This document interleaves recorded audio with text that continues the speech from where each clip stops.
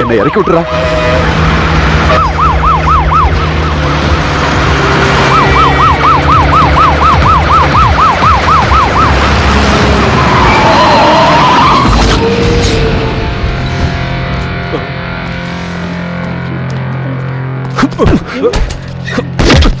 கீழே இறங்குடா.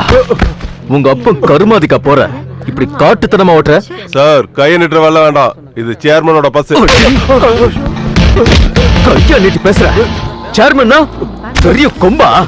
இவ்ளோ அப்பாவி ஜனங்களை வண்டியில வச்சுக்கிட்டு உங்க அப்பா வீட்டு ரோட்ல பிளைட்ல போற மாதிரி போறியா? வேகமா போகாதுன்னு நாங்க எத்தனையோ தடவை சொல்லி பார்த்தோம் சார், ஆனா இவர் கேட்கல சார். இனிமே எப்படி ஸ்பீடா போறேன்னு நானும் பாக்குறேன். Border rascal. 2 வண்டியை ஸ்டேஷன் கொண்டு வாங்க.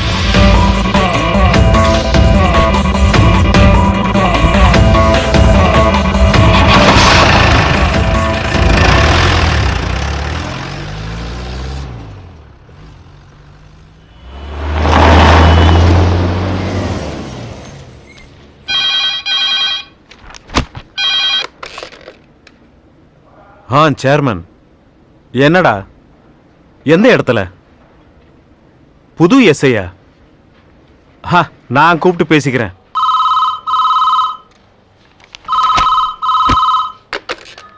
எஸ்ஐ சூரிய பிரகாஷ். நான் தான் சேர்மன் பேசுறேன். என்ன விஷயம்? என்ன விஷயம்னு கேக்குறியா?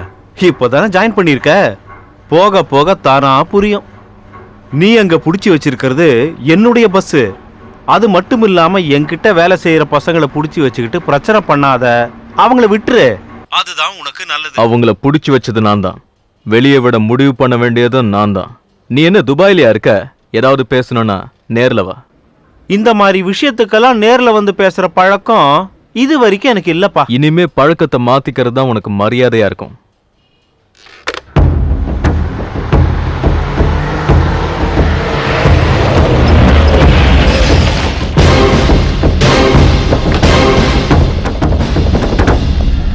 வணக்கம் சேர்மன் சார். வண்டியை ஓவர் ஸ்பீட்ல ஓட்டிட்டு வந்தான். டிரைவர் மேல தான் தப்பு இருக்கு சேர்மன் சார். உன்னை எதுவும் கேட்கல. எனக்கு இந்த தொழில நிறைய அனுபவம் இருக்கு. ஒண்ணு இல்ல, இந்த ரூட்ல 18 பஸ் என் பேர்ல ஓடிக்கிட்டு இருக்கு. அது எந்த வேகத்துல ஓடணும், எப்படி ஓடணும், எங்க ஓடணும்ங்கறத இவங்களுக்கு சம்பளம் கொடுக்கற நான் தான் முடிவு பண்ணுவேன். இந்த ஊரோட சேர்மன் நானு.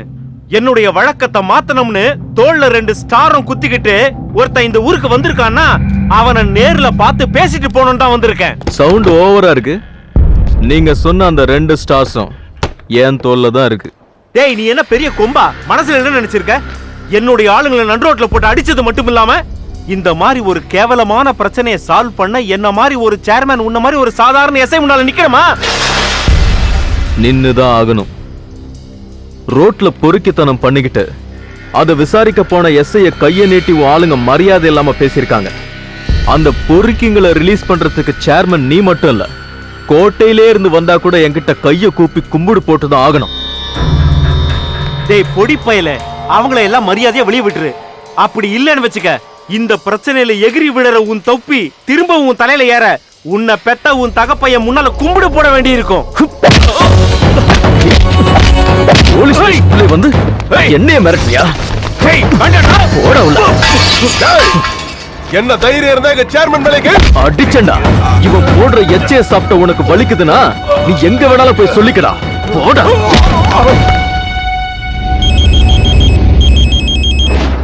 ஹலோ, எக்ஸ்எம்எல்ஏ வீடு தானே? இப்படி எக்ஸ் எம்எல்ஏ குக்ஸ் எம்எல்ஏ எல்லாம் சொல்லி ரிட்டையர் ஆக்கி வீட்டுல உட்கார வச்சிடாதீங்க. விஷயம் என்னன்னு சொல்லு. அப்படியா? வேண்டாம் வேண்டாம், நீங்க எதுவும் பிரச்சனை பண்ணாதீங்க, எல்லாத்தையும் நான் பாத்துக்கிறேன். ஏண்டி பானுமதி, நம்ம மருமகனோட தம்பி சூர்யா இங்க சார்ஜ் எடுத்த உடனே அவன் வேலையை காட்ட ஆரம்பிச்சிட்டான். ஏதாவது பிரச்சனையா? நடக்க போறது சின்ன பிரச்சனை இல்ல. இந்தாங்க டீ. எனக்கு டீயும் வேணாம், ஒண்ணு வேணாம், முதல்ல என் சட்டையை எடுப்பேன்.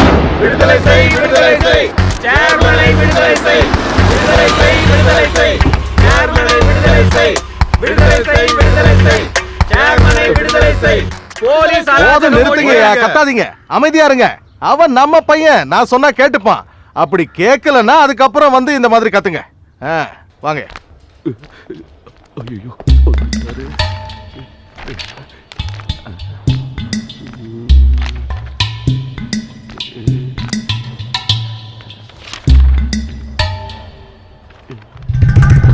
மாமா மருமகனே ராமகிருஷ்ணா, என் பொண்ணும் பேர குழந்தைகளும் நல்லா இருக்காங்கல்ல? எல்லாரும் சௌக்கியமா இருக்காங்க மாமா. அப்படியா? ஆமா, நீங்க என்ன இந்த பக்கம்?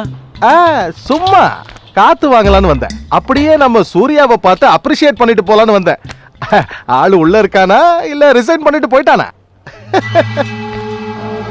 ஐயோ.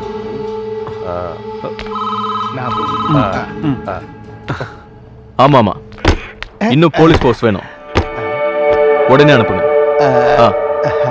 ரொம்ப பிஸியா இருக்க போல இருக்கு. சூர்யா ஒண்ணும் பேசாத, உட்காரு உட்காரு.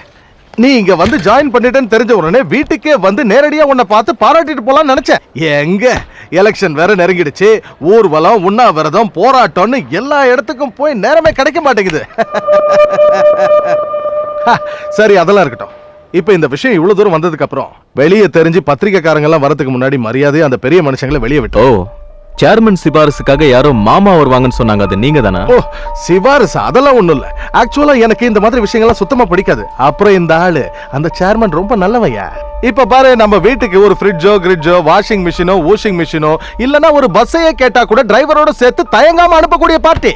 இப்போ உனக்கு சின்ன வயசு, ஏதோ உணர்ச்சி வசப்பட்டு இப்படி பண்ணிட்ட. அந்த ஆளு கிட்ட நீ கொஞ்சம் ஓவரா பேசியிருந்தா கூட மன்னிப்பு கிண்ணிப்பு கேட்ட அந்த ஆளை அனுப்பி விட்டுறியா? போட்டோம். இவ்வளவு தூரம் கஷ்டப்பட்டு வந்து மாமாவே அவங்களுக்காக பேசுறதுனால மன்னிப்பு கேட்ட பிறகு அவங்கள விட்டுறேன். நான் இல்ல, அவன். அது நடந்த மாதிரி தான். சரி சூர்யா கண்ணு, பெஸ்ட் ஆஃப் லக். உன்னோட நல்ல எதிர்காலத்துக்காக நான் பிரார்த்தனை பண்றேன். சொல்ல வேண்டியது சொல்லிட்டீங்களே, அப்ப கிளம்புங்க. மாமா வேலையை கரெக்டா பாக்குறாரு. அசிங்கப்படுத்திட்டானே.